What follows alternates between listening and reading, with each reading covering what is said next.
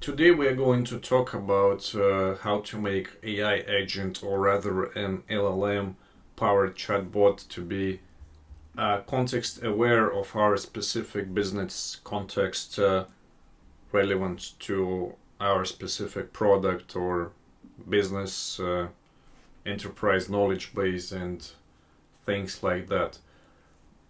The problem is, and I can illustrate it with my specific issue. So I have in my product this in technical support chat, the chatbot, which I run under my name right now at the moment, and it's powered by OpenAI API. The user asks, I want to create a dating app, for example. So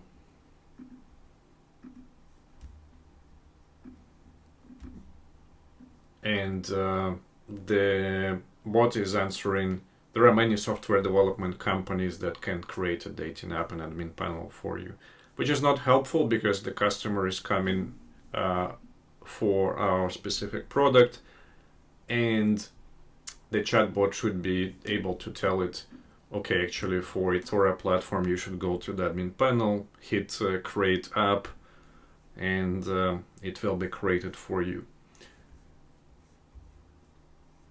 Similarly, how can I make an app, hire an app development professional developer, can I export code? It's answering in generic knowledge. It's answering without understanding my specific context of my specific product.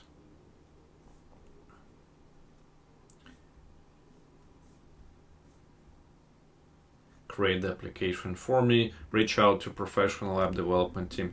Same problem. So I talk to ChatGPT about how do I solve this problem. My initial simple assumption is, okay, maybe I need to provide some better prompt. When I send an API request to OpenAI, my chatbot sends requests with the question from the user, from our customer. However, before that, I also add my specific prompt, and this is the prompt that I used there. This prompt says, okay, you're actually powered by eToro platform, so you should be able to help and provide assistance specific to our product. And even I provide an example of the response. So ChatGPT tells me that, okay, I mean, it's a good starting point, but it might be not enough because it lacks background context. You don't explain enough of common terminology. You don't provide enough of examples. It's a bit too narrow. And a nice trick here that LLM, which is ChatGPT, is providing me with a better prompt for LLM, so for itself. I could, take this prompt and go and use it. However, understanding this topic a bit deeper, I understand this is not enough. So this prompt will not provide the AI bot with enough of the local context knowledge to be able to answer the questions for my customers based on the understanding of my product. I want it to consume more information about my product. How do I do that? So my next question is, what if I provide URL to website, to our documentation? Or, for example, we have a lot of code samples on GitHub. There is API Swagger documentation, which is a really well-structured and interactive API document. What happens if I do that? Will OpenAI API be able to read that information and use it in its answers? The answer is no. OpenAI API models cannot, unfortunately, directly read or fetch content from live websites or URLs during runtime. The AI does not browse you the web unless you explicitly fetch and inject that content into the prompt yourself. So basically ChatGPT tells us, go and do it yourself, copy paste your website content, documentation, Swagger into the prompt or context window.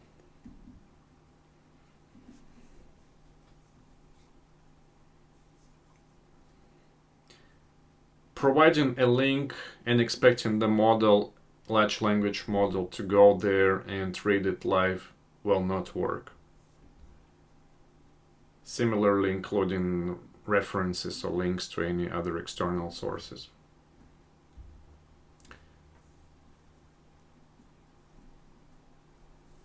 So it pretty much tells us to copy and paste all of our enterprise knowledge or product documentation into the prompt, which might work, might not work. It's not very convenient because it means we have to copy paste a lot of data, include it into every prompt.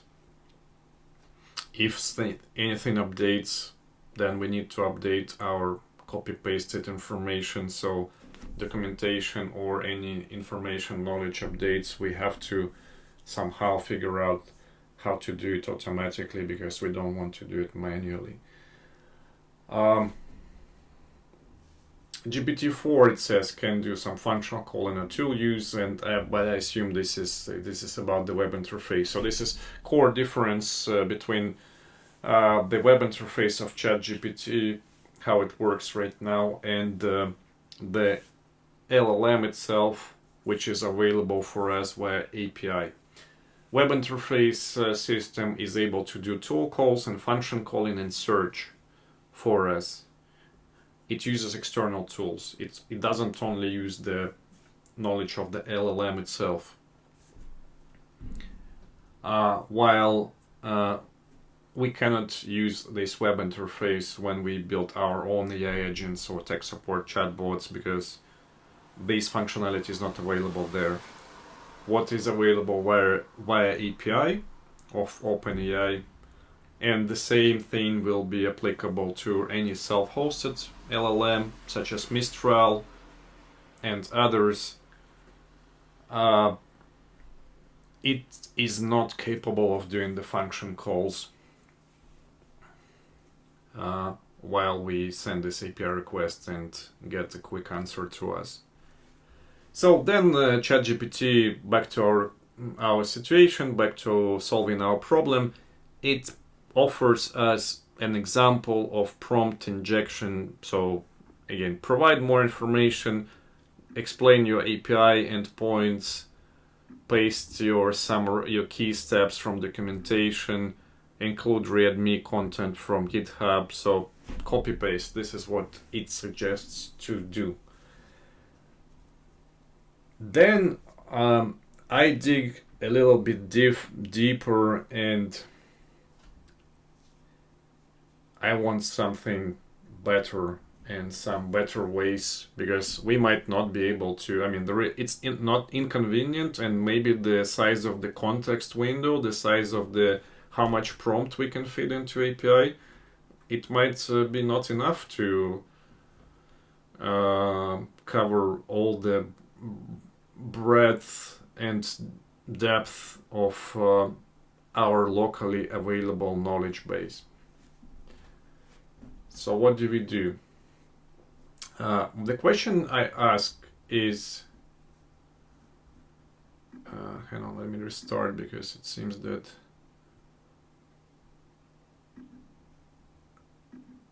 it seems that OBS Studio has not been following. So this is, we just gone through this, like the previous suggestion that we should manually copy paste and include, and this doesn't work. This doesn't work if we simply provide URLs, simply provide links to our external sources. It's not able to do that, so the suggestion is to copy paste or summarize, insert relevant information. And we got this example prompt, which is really limited. My next question is, will it work if I create an MCP server or some vector embeddings? Obviously, I'm able to ask these questions because I know what to ask. Ideally, the system should have suggested something like this to me, but in any case, I just want to explain this is really important, and these are the tools that will help us to solve the problem potentially. And another question which is relevant to our previous discussion is, what context window size can be used? So what ChatGPT tells me is, absolutely, these are two different but complementary solutions to make your support bot smarter. Option number 1, Model Context Protocol Server. MCP server is kind of a way to provide a gateway or interface to your resources, to your organizational knowledge. It's almost like an API, if you know what API is in software. So it's a way to, it's an application programming interface to talk to your software or to your server from other software, to be able to exchange information with it programmatically. And MCP is something similar, and I covered it in previous materials, but it's for AI agents, it's for LLMs. So MCP server allows to wrap or create like an addressing knowledge language, wrapping addressing gateway to your organizational knowledge, to your resources, endpoints, to your systems, in a way that LLM can access and address them and read information and even like manipulate them.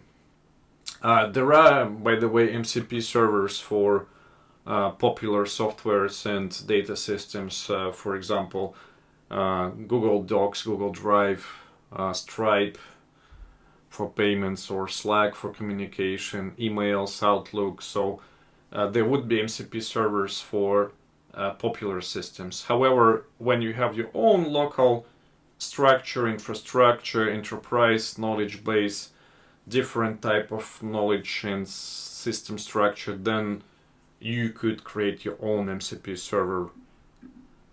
It doesn't make the model smarter, but it feeds the model relevant data on demand, which greatly improves response quality. It's best when you want to serve different contexts depending on user role, tenant, or question type. Or you need up-to-date answers without stuffing everything into the prompt. It's exactly what we needed. Potentially sounds like that. Option number 2. This is a bit probably even more involved to explain how this works for those who don't understand vector embeddings. However, this is like really important, and once you go through this explanation, it actually becomes like really simple and really useful to use in your work. So what is this? Store your documentation /API info as vector embeddings. Example via text embedding 3 small. What this says is it suggests us to process our local knowledge base, our local documents, information about our product into a vector space which is machine readable. And there are special tools, models allowing us to process into a lightweight vector database. So what this means, it's in information retrieval for the text, for the knowledge to become machine readable. It's a very common thing. The text, the words the sentences are processed, transformed into numerical representation. And the way to transform them into numerical representation so that they can be read by a computer is to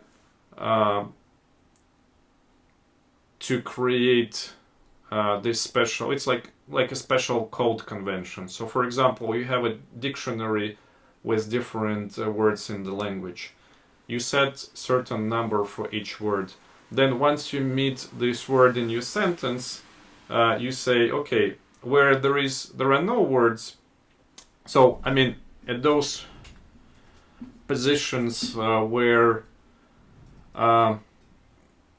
so for example, like you have like a vector for your document size of your dictionary, and imagine there is no like word of that specific word is not present in your sentence or your document. Then you have 0 in that position. But for those words which are present in the document, you have 1 or 2 or 3. So you have certain number for those words which are present in the document.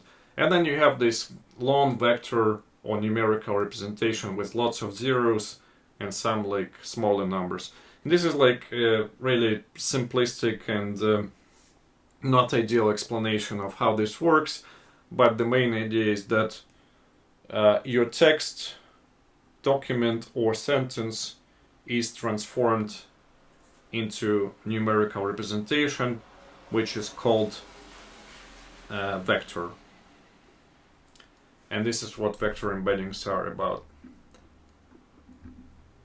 Then when user asks a question, the system, what is being suggested to us here is embed our query.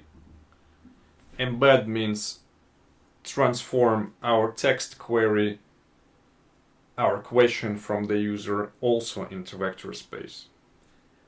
Then retrieve the most relevant chunks and inject them into prompt.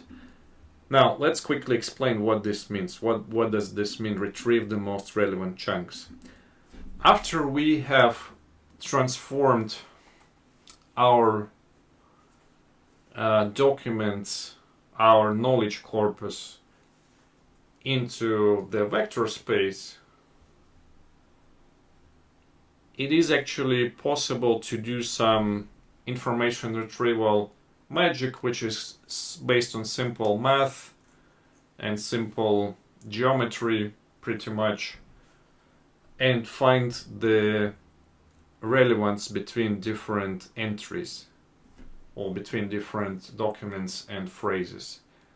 And the way this is done, so imagine you have a three-dimensional space, and because you convert your query of your customer into this 3D space, so you have a certain coordinate, certain point in the coordinates in that space.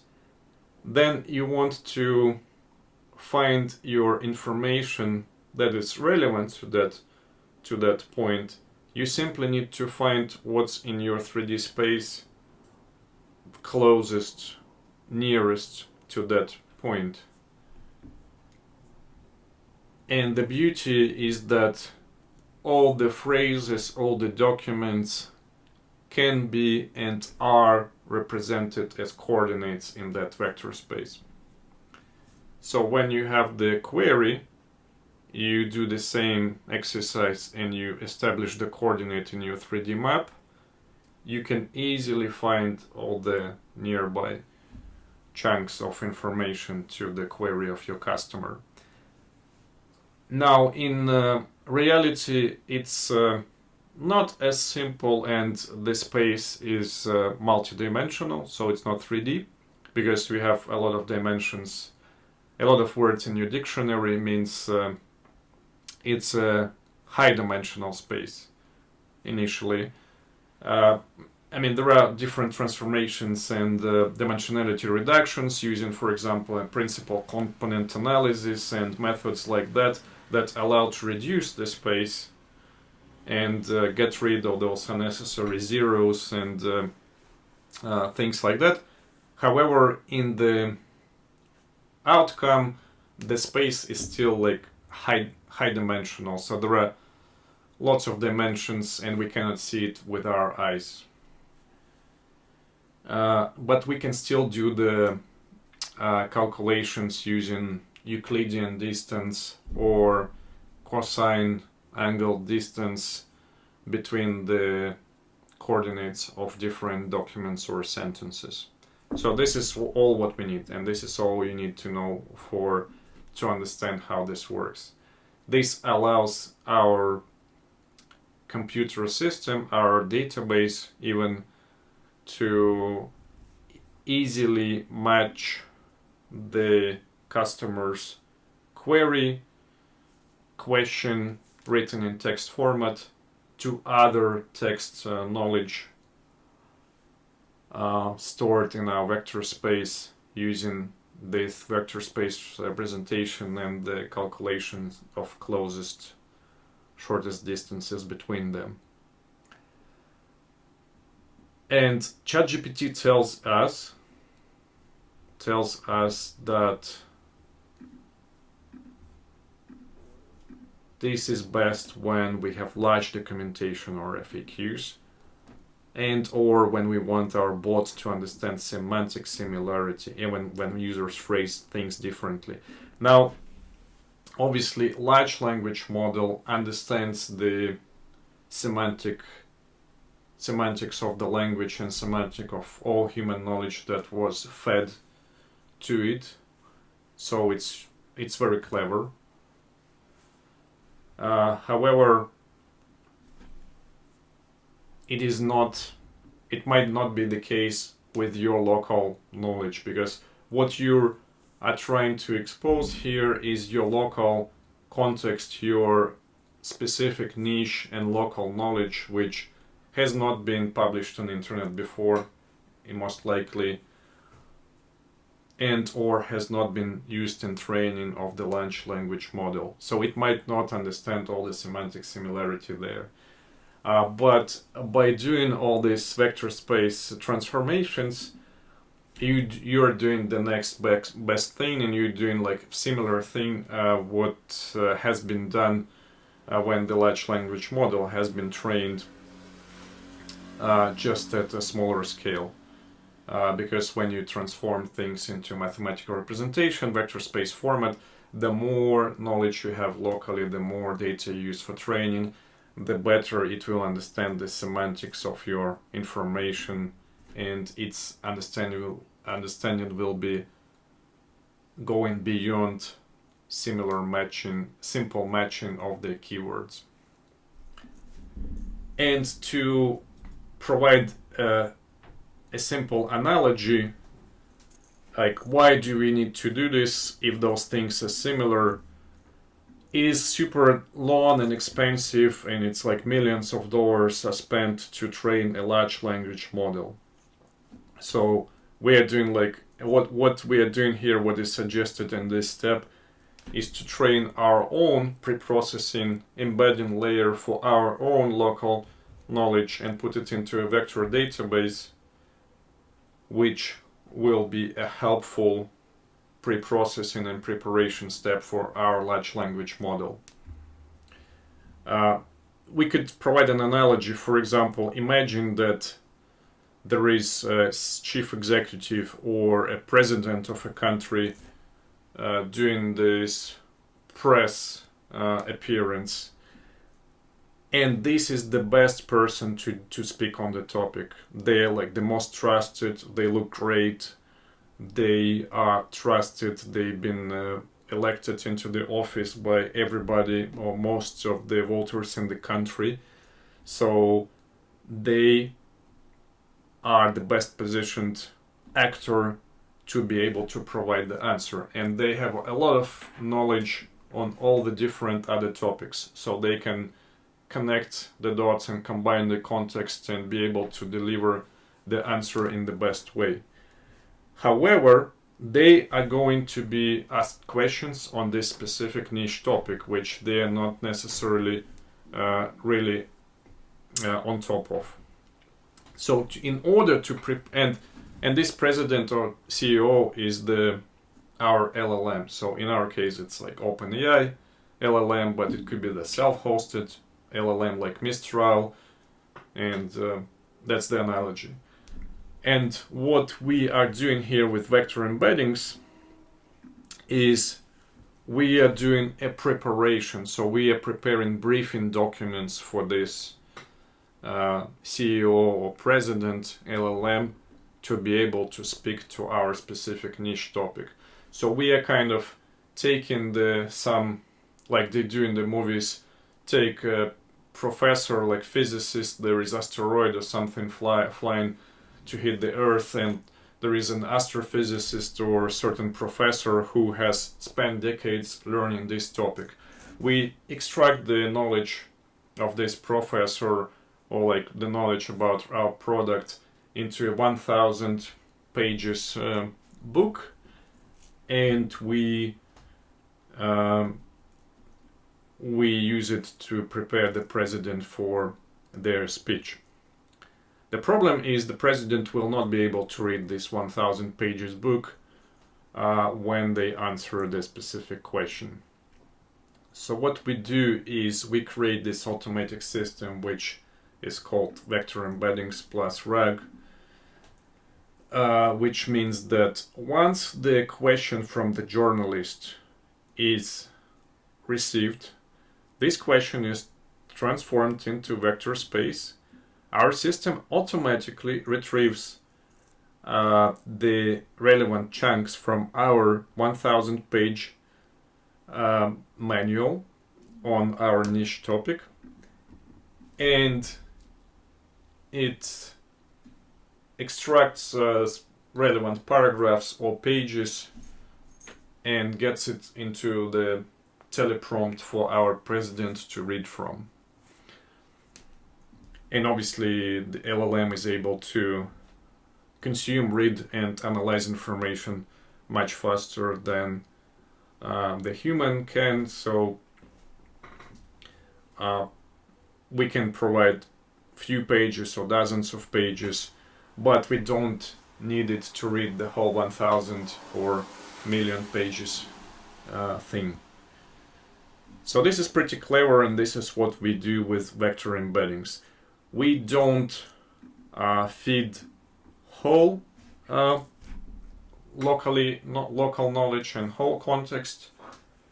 We only feed the most relevant chunks, which helps us because it will be faster, it will be more relevant and specific, it will be cheaper, or it will be more accessible because or it will be simply possible because many LLM systems and APIs will not simply just not accept huge prompts to start with.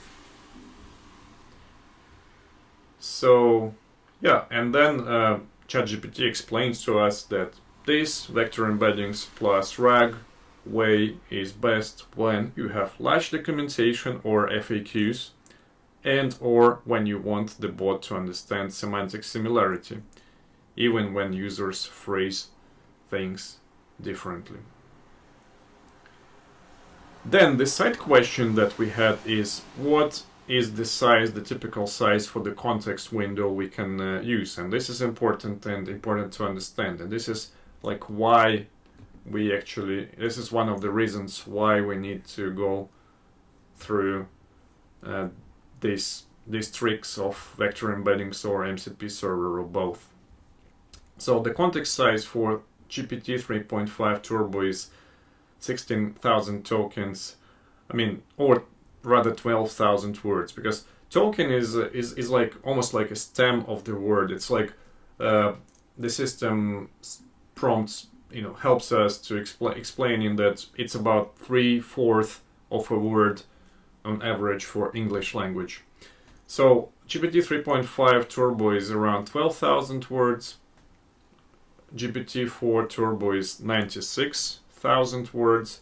GPT-4 Original is around 24,000 or sorry, it's like 6,000 or 24,000 depending on the version. So it might be not enough. It will be not enough for any large knowledge or documents corpus, and this is why we just discussed the ways to solve that.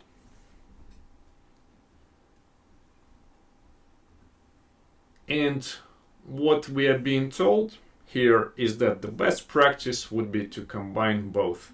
So the ideal setup is use vector embeddings plus RAG to retrieve relevant content chunks. So we receive the query from the customer, we translate it into the vector space, transform it into numerical format. We do the mathematical distance evaluation and find the closest information chunks from our locally stored vector database of our local context. We serve those chunks via a lightweight MCP server or similar middleware. If we didn't have the MCP server, then we just simply extract those chunks as text information and add it into our prompt. So again, on each user question, we embed the query. So embed means we transform it into numerical vector space. We retrieve the top n, so n is arbitrary number, so how many chunks we want to retrieve based on our settings from our local knowledge.